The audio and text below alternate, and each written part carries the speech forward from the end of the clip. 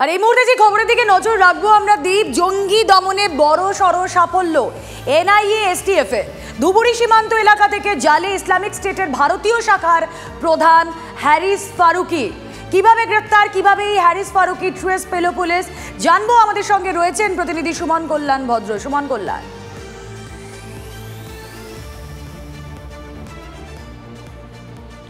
দেখো, যে জায়গা থেকে গ্রেপ্তার হয়েছেন এই দুই জঙ্গি সেটা কিন্তু অসমের ধুবরী জেলা। আর এই অসমের ধুবরী জেলার বিগত যা ইতিহাস, যেমন আমরা যদি জেএমবির যে মডিউল ছিল, জেএমবির শাহানুর হক, তাকে গ্রেপ্তার করা হয়েছিল। ফলে ধুবরী, বরপেটা এই যে অঞ্চল, এই অঞ্চল কিন্তু এই মৌলবাদীদের, অর্থাৎ এই যে জঙ্গি গোষ্ঠী আইসিস, জেএমবি, এদের কিন্তু একটা সেফ করিডোর আগেও ছিল, এখনও রয়েছে।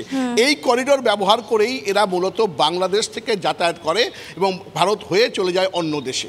ফলে এই জায়গায় গোপন সূত্রে খবর পায় এসটিএফ আসাম এবং তারাই কিন্তু অপারেশনটা চালায়। গতকাল ভোরবেলায় একটি ধুবরীর একটি একটি হোটেল থেকে কিন্তু তাদের গ্রেপ্তার করা খবর পাওয়া গেছে এবং এই মুহূর্তে তাদেরকে নিয়ে গুয়াহাটিতে তাদেরকে ইন্টারোগেশন চলছে।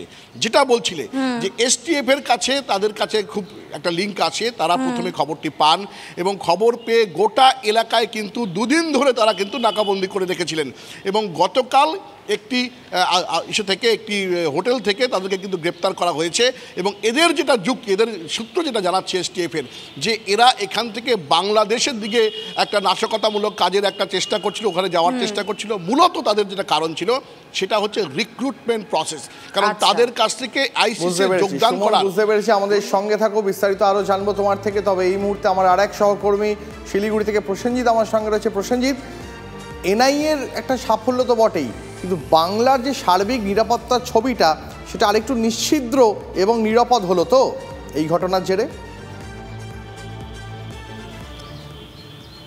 নিঃসন্দেহে আমি একটু সুমনকে অ্যাড অন করবো। এই ফারুকি কিন্তু আইসিসের শীর্ষস্থানীয় প্রথম 3 জন নেতার অন্যতম।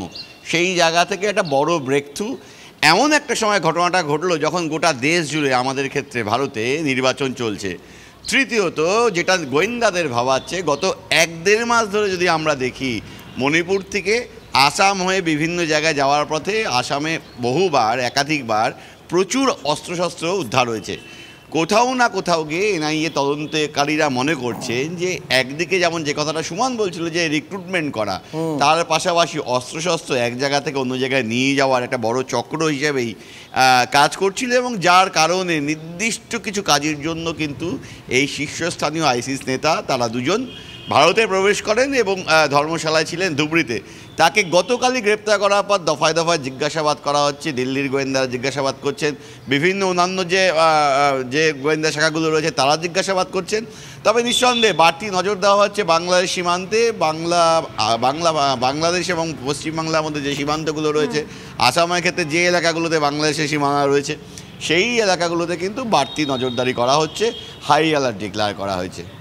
দীপ, প্রসেনজিৎ, আরেকটা জিনিস তোমার থেকে জানতে চাইবো যে এই যে এনআইএর এত বড় একটা সাফল্য এবং তার সঙ্গে আমাদের দেশের যে নিরাপত্তা, তার একটা বড় খুব সুন্দর ছবিতে ধরা পড়লই, কিন্তু আমাকে একটা কথা বলো যে আর কোনো টিপ অফ বা এরপরে এই গ্রেফতারি রেশ টেনে আর নতুন করে কোনো জঙ্গি অনুপ্রবেশ হয়ে গেছে ইতিমধ্যেই, এর টিপ অফ আছে, এর ট্রেল আছে, এমন কোনো খবর কি তোমার কাছে রয়েছে?